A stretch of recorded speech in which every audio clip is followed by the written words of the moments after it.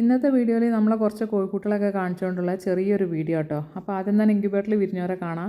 ഇൻക്യുബേറ്ററിൽ എന്ന് പറഞ്ഞിട്ടുണ്ടെങ്കിൽ ശരിക്കും വിരിയോ ഇല്ലയെന്ന് എനിക്ക് ഭയങ്കര ഒരു സംശയമാണ്. എന്താ വെച്ചാൽ ഇൻക്യുബേറ്ററിൻ്റെ പ്രശ്നം കൊണ്ടല്ല, കോഴിമുട്ടൻ്റെ പ്രശ്നം കൊണ്ടല്ല, ഇവിടെ കറണ്ടിന് ഭയങ്കര പ്രശ്നം കേട്ടോ. കറണ്ട് ഒരുവിധം ദിവസമൊന്നും ഇവിടെ ഉണ്ടാവില്ല, ഉണ്ടെങ്കിൽ തന്നെ വളരെ കുറഞ്ഞ വോൾട്ടേജ് ആയിരിക്കും. അങ്ങനെയൊക്കെ നമുക്ക് ഇൻവെർട്ടർ ഉണ്ട്, അതുകൊണ്ടാണ് ഇത്രയെങ്കിലും ഒത്തുപോയത് കേട്ടോ. അപ്പോൾ കുറേ വിരിഞ്ഞവരൊക്കെ ഞാൻ റൂഡറിലേക്ക് മാറ്റിയിട്ടുണ്ട്. ബാക്കി 2 കൂടി വിരിഞ്ഞുണ്ട്. അപ്പോൾ നമ്മൾ ടോട്ടൽ 35 മുട്ട വെച്ചിട്ടുണ്ടായിരുന്നു. അതിൽ നമുക്ക് 30 വിരിഞ്ഞ് കിട്ടിയിട്ടുണ്ട് കേട്ടോ. ഇൻക്യുബേറ്റർ നല്ല ഇൻക്യുബേറ്ററാണ്.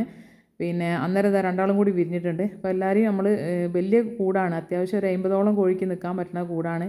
ഇവരാകെ പിന്നെ 30 ആളേ ഉള്ളൂ. എന്നാലും ഇതിലാക്കിയപ്പോൾ തന്നെ നമുക്ക് ചെറിയൊരു പ്രശ്നം തോന്നി. എന്താ വെച്ചാൽ നമ്മൾ കോഴിക്കൂട്ടിൽ എപ്പോഴും നല്ലോണം നോക്കണം. നോക്കുമ്പോൾ ചെറിയ കോഴിപ്പാൻ 2 മേലൊക്കെ കയറിയിട്ടുണ്ട്. അപ്പോൾ പിന്നെ വേഗം തന്നെ കൂട് മാറ്റി.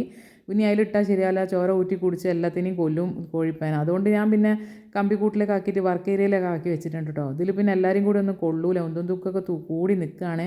അപ്പോൾ രാത്രി ഇനി കുറച്ച് തള്ളക്കോഴികളുണ്ടല്ലോ, ഓരോരുത്തേക്കും കൂടി മാറ്റണം. അപ്പോൾ നമുക്ക് എന്നാണ് അന്നത്തെ മഹാദുരന്തത്തിൽ നിന്ന് രക്ഷപ്പെട്ട കുറച്ച് കോഴികളാട്ടോ. തള്ളക്കോഴികൾ അന്ന് പുറത്ത് വിടാത്തതുകൊണ്ട് മാത്രം ഒരട കിടക്കാനെ കൊണ്ട് മാത്രം രക്ഷപ്പെട്ടതാണ്. അതിലിതാ ഒന്ന് നമ്മളെ കരിയില കോഴിയാണ്. ഇവിടെ കൂടുള്ളവരൊക്കെ പോയിന് കേട്ടോ. അപ്പോൾ കുറച്ച് മക്കളൊക്കെ ഇവർക്കുള്ളൂ. പിന്നെ നമുക്ക് താഴത്തൊരു മഞ്ഞ കോഴിയുണ്ട്, വേറൊരു കന്നി കോഴിയുണ്ട് കേട്ടോ. മഞ്ഞ കോഴീനെ എനിക്ക് ആദ്യമൊന്നും ഇഷ്ടമല്ലേനു, കളർ ഇഷ്ടമല്ലേനു. പിന്നെ എനിക്ക് ഇഷ്ടമായ ഒരു ചെറിയ കോഴി കേട്ടോ, ഒരു ഒതുങ്ങിയ കോഴിയാണ്. 60 പ്യൂർ 60 കോഴിയാണ്. അതിൻ്റെ നേരെ താഴത്തെ കൂട്ടിലുണ്ട് കേട്ടോ. ഓള് പിന്നെ കാണിച്ചു തരാം. അതിനും കുറച്ച് മക്കളൊക്കെ ഉള്ളൂ. ഇതാ കണ്ടില്ലേ, നല്ലൊരു കോഴി കേട്ടോ. 60 ചെറിയ കോഴിയാണ്, അധികം വലുപ്പമില്ലേ ഈ കോഴിയൊന്ന്. പിന്നെ നമുക്കുള്ളത് ഒരു കരിയില കോഴിയാണ്. കരിയില കോഴി എന്ന് പറഞ്ഞിട്ടുണ്ടെങ്കിൽ നമുക്ക് നമ്മളെ കോഴിയല്ല, നമ്മൾ ഡേ ഓൾഡ് ആയപ്പോൾ മൊക്കത്തുനിന്ന് വാങ്ങിച്ചുകൊണ്ടതാണ്. 18 ദിവസം കൊണ്ട് തന്നെ മക്കളൊക്കെ വിരിച്ചിറക്കിയിട്ടുണ്ട്. കന്നി കോഴിയാണ്, കന്നി മുട്ടകളിൽ തന്നെ പൊരുതി വിരിച്ച കോഴിയാട്ടോ അത്. അപ്പോൾ ഇവക്കും കുറച്ചൊക്കെ മക്കളൊക്കെ ഉണ്ട്. ഇനി ഇവരെ കൂടുതലേക്കൊക്കെ ആക്കിയിട്ട് അഡ്ജസ്റ്റ് ആക്കി മറ്റേ മക്കളെയും കൂടി ഇങ്ങോട്ട് ആക്കി കൊടുക്കണമെന്ന് വിചാരിക്കുന്നുണ്ട്. പിന്നെ ഇപ്പോൾ എല്ലാവരും പറയും കൂട്ടിലിട്ട് വളർത്തുന്ന കോഴികൾക്കാണ് അസുഖം വരുന്നത് എന്നൊക്കെ പറയും. പക്ഷേ എൻ്റെ ഒരു അനുഭവത്തിൽ നിന്ന് ഞാൻ പറയുകയാണെങ്കിൽ എന്തെങ്കിലും അസുഖം കണ്ടിട്ടുണ്ടെങ്കിൽ നമ്മൾ ബാക്കി കോഴികളെയും കൂടി കൂട്ടുന്ന പുറത്ത് വിടാതെ വേറെ കോഴികളായിട്ട് സമ്പർക്കമില്ലാതെ വളർത്തിയാൽ രക്ഷപ്പെടാനുള്ളതാണെങ്കിൽ രക്ഷപ്പെട്ട് കിട്ടും, അത്രേ പറയാനുള്ളൂ. എന്താ വെച്ചാൽ നമ്മൾ ആ കോഴികളൊക്കെ അന്ന് അടകിടക്കുകയായിരുന്നു.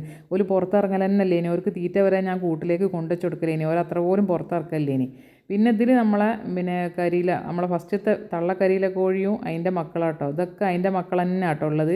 ഇത് സാധാരണ ഞാൻ വേറെ കോഴിൻ്റെ മുട്ടകളൊക്കെ മിക്സ് ആക്കിയിട്ടാണ് വെക്കൽ. പക്ഷേ ഈ പ്രാവശ്യം ഇതിൻ്റെ തന്നെ പ്യൂർ കരിയില കിട്ടാൻ വേണ്ടി വെച്ച് അതിൻ്റെ മക്കളെ തന്നെ അതിന് കിട്ടി. അപ്പോഴാണ് എലി കടിച്ചത് കേട്ടോ. ഇതാണ് ഇത്രയും ഗ്യാപ്പ് ഉണ്ട് നമ്മളെ കൂടിനൊക്കെ.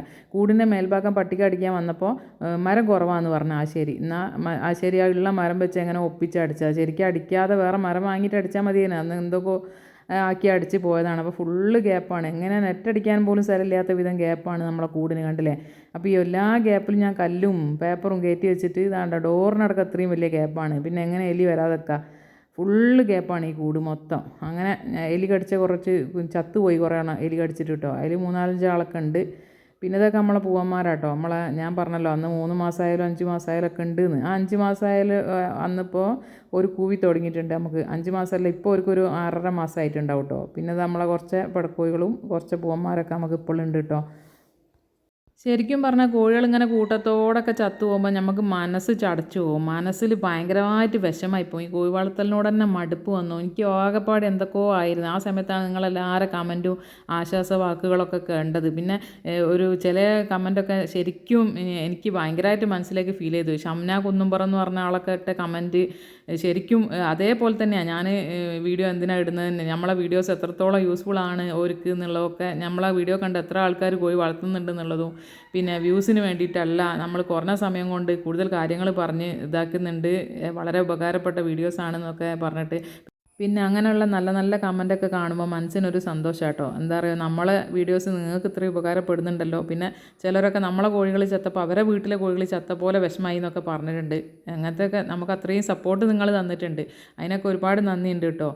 പിന്നെ എന്ന് പറഞ്ഞിട്ടുണ്ടെങ്കിൽ ഞാൻ എൻ്റെ ഒരു നേരം പോക്കാണ് കോഴികൾ. യൂട്യൂബും എൻ്റെ നേരം പോക്കാണ്. അല്ലാതെ യൂട്യൂബ് ചിലപ്പോൾ ലോങ് വീഡിയോനൊന്നും നമുക്ക് വ്യൂസ് തന്നെ ഉണ്ടാവില്ല. എന്നാലും നമ്മൾ ഒരു 10 ആളാണെങ്കിൽ 10 ആൾ കണ്ടാലും നമ്മൾ വീഡിയോ അപ്ലോഡ് ചെയ്യുന്നുണ്ട്. കാണുന്നവർക്ക് അത് ഉപകാരപ്പെട്ടോട്ടെ എന്ന് വെച്ചിട്ടാണ്.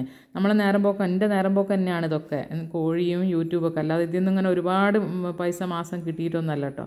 പിന്നെ ഇപ്പോൾ കോഴികളൊക്കെ ചത്തപ്പോൾ നമ്മളെ പച്ചക്കറി തോട്ടത്തിലേക്ക് വരാനൊന്നും നേരമില്ല, മനസ്സില്ല, ഒന്നും ഒരു ഉഷാറില്ല. അങ്ങനെ കുറേ ദിവസത്തിന് ശേഷം വന്ന് നോക്കിയപ്പോൾ 3 വെള്ളരി ഉണ്ടായിട്ടുണ്ട് കേട്ടോ. ഒരു വലിയ വെള്ളരിയും 2 ചെറിയ വെള്ളരിയും നമുക്ക് ഇവിടുന്ന് കിട്ടിയിട്ടുണ്ട് കേട്ടോ. പയറൊക്കെ പിന്നെ മൂത്ത് വാടിപ്പോയി.